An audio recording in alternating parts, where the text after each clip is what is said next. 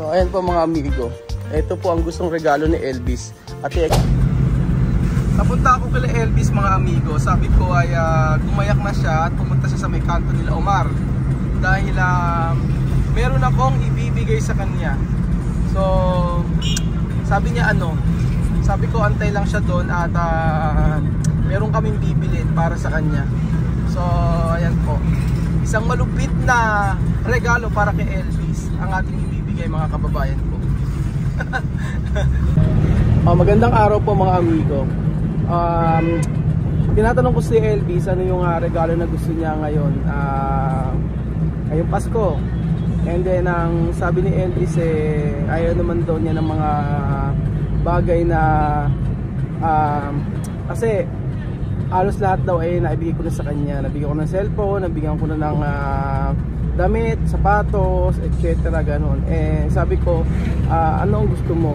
So sabi niya ay secret. Abangan niyo pa mga amigo. Papunta na po kami. Papunta na ako kay Elvis. Ayan.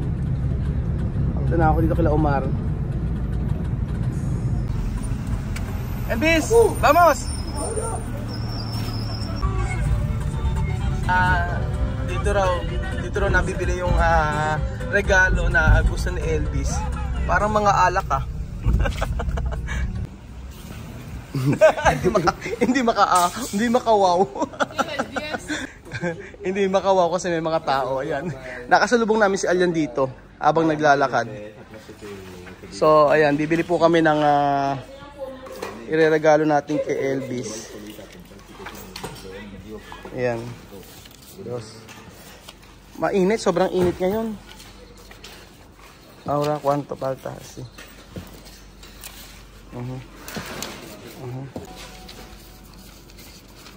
Ya está. So ayan po mga amigo. Ito po ang gustong regalo ni Elvis. At i-explain ko po sa inyo bakit ito ang gustong regalo ni Elvis. Ang kontraplake. Kontraplake po ang tawag sa Espanyol. So hindi po yan sa kisame mga amigo. Ayan. Ayan po mga amigo. Hindi ko alam kung kasya. Como ba? Como ba poner? Arriba, no? Arriba. Arriba pwede, no? Después poner kaha. Hindi kasya dito yung sakyan. So ayan po, plywood po ang gusto ni Elvis na regalo ngayong Pasko. At i-explain ko po sa inyo mamaya bakit at saan to gagamitin. Nung isang linggo, sinasabi niya na sa akin yung kaso hindi ko masyadong iniintindi dahil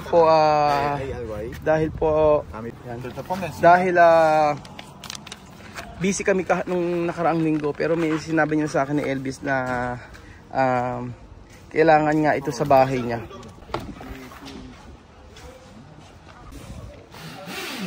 Ayan, hindi pwede sa loob dito, hindi kasya. Dapat sa taas.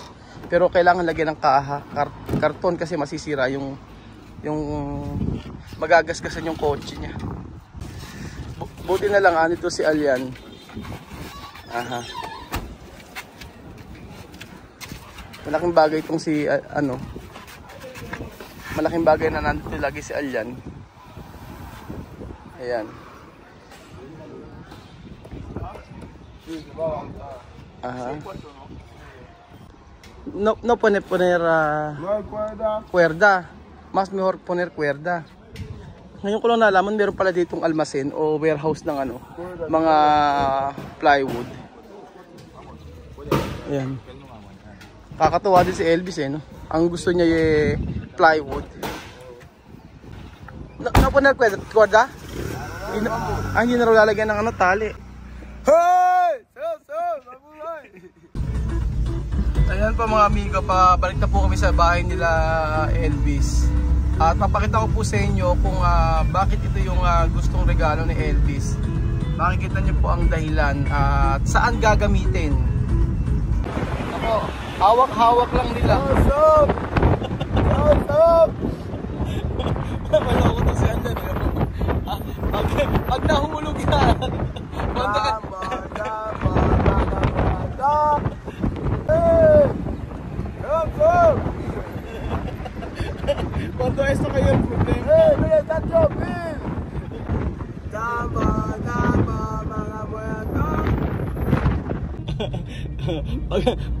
Elvis, cuando esto caer, problema ha. Walang ano eh, walang tali, ayaw nilang lagyan ng tali eh. Di sige, bahala kayo. Kaya okay lang daw eh. Pero ano naman yung takbo ng sasakyan. Mabaga lang.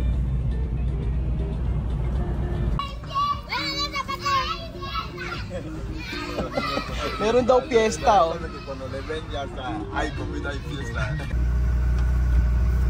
Ayan po, nandito na po tayo kila Tia Celsa.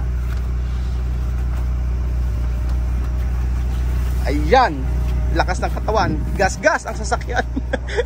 Lagot tayo. Ayan.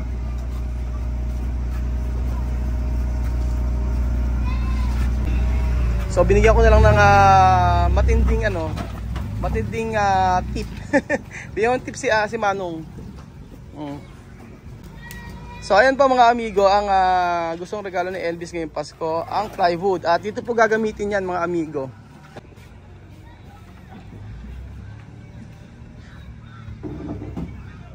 Ano si Elvis sa loob? Ba't alang susi dito? Ayan. Aquí, no? Sí. Aha. Esta pared, yo quiero cerrar. Ya viene esa pared. Sabi ni Elvis, ito daw, sasaraduhan niya. Esto tu cerrar. Todo. Todo tu cerrar esto. Sí, toda esa pared. También esto. Aquí ya tiene. Ah, eso no. No, aquí. Toda Aquí. esa pared, sí. Ah, tu poner. O lalagyan daw niya ng plywood lahat to. También donde? Aquí también. Ah, eso. Esta pared, así. Ayan, hasta donde? Aquí, hasta. Todos tu poner a contraplaque. No, esto yo voy a poner barniz. Barniz, sí, esto no poner, porque esto está bueno. Sí, este barniz. Ajá. Aquí, voy a sacar este voy a sacar. Sacar. Sí, Tatanggalin to.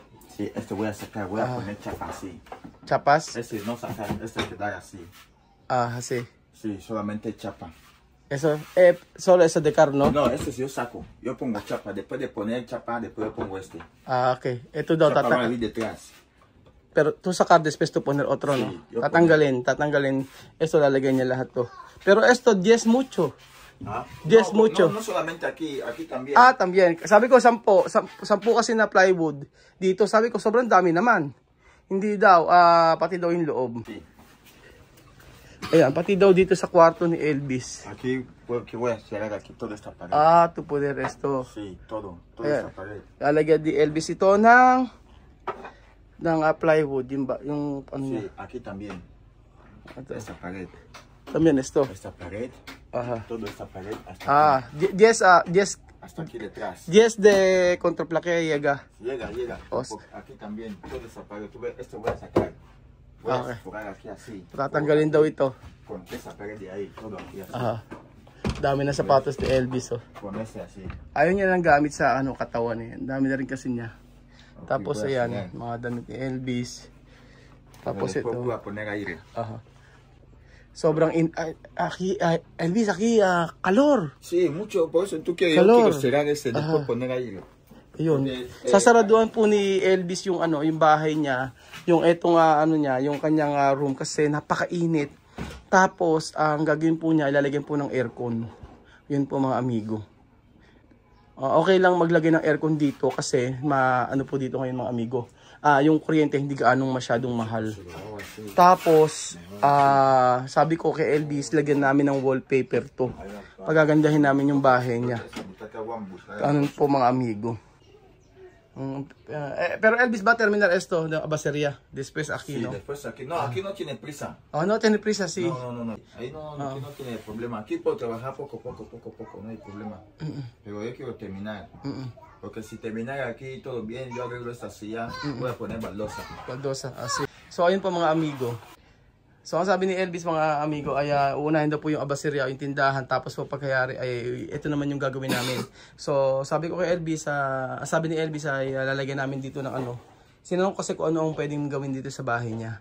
So sabi niya, ang sinuggest ko ay lagyan nito ng ng tiles. So tiles ayusin. Tapos gusto ko sana, sabi ko kay Elvis, lagyan namin ng lagyan namin ng wallpaper. Maganda kasi pag naka-wallpaper yung ito. Basta merong plywood. So aayusin namin tong bahay ni Elvis. Tapos ito, sabi ko itong ano na to, sopa na to ay papa-upholster namin. Kasi tingnan nyo, sira-sira na to eh. Sira-sira na, at ito ay napulot lang doon nila ito, sabi ni Elvis. So yung iba pipinturahan namin, ayan. So gusto kong mapaganda yung bahay ni yung kwarto ni Elvis. Actually maganda naman yung bahay ni Elvis. Kaso ang dahilan po talaga, ang dahilan kung bakit gusto ni Elvis na saraduhan ito dahil marami daw mosquito. No, tu ha dicho Elvis, no, cuando tú quieres poner contraplaque porque mucho mosquito salir. Sí, está bien cerrar. Oh. Así con aire no puede salir. No puede salir, sí. Oh. Antes cerrar, después poner aire. Aha. Ayun po mga amigo. Cuando está todo bien, yo quiero arreglar todo. Ang sabi ni Elvis ay gusto rin niyang ayusin lahat ito. Tapos dahil kasi pagka nalagyan to ng plywood ay pwedeng lagyan na ng aircon. Tapos pagkayari ay wala nang masyado, hindi na malamok. Pero sobrang init po talaga dito. Kaya mainam talaga lalo dito, hindi ka makakatagal sa loob. Kahit may electric ka, sobrang init. Unless na bubuksan mo yung bintana. So, ganun po mga amigo. So, yun po ang regalo natin kay Elvis. Yung plywood, and then yung aayusin po natin yung kanyang bahay. Para po sabi nga ni Elvis, mas presentable kapag nagpupunta daw po ako dito. So okay po yun. Gusto ko po yun kasi siya po mismo ang gagawa. Si Elvis ang maglalagay ng tiles dito. So nakakatuwa naman po dahil siya mismo ang gagawa, at saka alam natin na mapapaganda ito. Actually maganda na dati, kahit dati tingnan nyo malinis siya, maayos. Tingnan nyo naman, no? Di ba? Talagang mga kahoy. Kaso hindi pa halos tapos. Kasi nga yung mga pintura, ganyan. Pero sabi ko maganda ito wallpaper. Diba? Maganda ito i-wallpaper. Yun po ang mainam mga amigo. At least hindi na po tayo gagastos ng labor. Kumbaga si Elvis mismo ang gagawa ng kanyang munting tahanan na nakaka-proud mga amigo. Dahil mas pinili niya na materyales sa bahay yung ireregalo sa kanya kaysa yung mga sapatos. Ganun po mga amigo. So ayan, ipapasok ni Elvis yung yung plywood, baka kasi manakaw. So dito daw muna nilalagay. Ayan, papaposter namin to. Kasi pagka nandito lang yan, mananakaw po mga amigo. Alam niyo po, ewan ko kung na-video ko na yun. Merong misa na nagpunta dito at magnanakaw madaling araw. Gising si Chamami noon, tapos si Batcha ay narinig na merong gusto magnakaw sa bahay nila. Tapos sumigaw si Batcha, sabi niya ladron, sabing ganun. Kaya mainam talaga na nakasinop lahat ng gamit. Gracias, Kuya Raúl, por los contraplaqués, porque realmente quiero terminar. Sí, gracias, ese es un regalo de Navidad y quiero empezar a trabajar en ello. Eso es un buen regalo para mí, para la Navidad. Con eso es suficiente para mí y todo lo demás.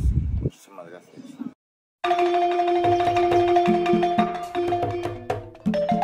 Na-appreciate ko yung paano sila nagdadasal.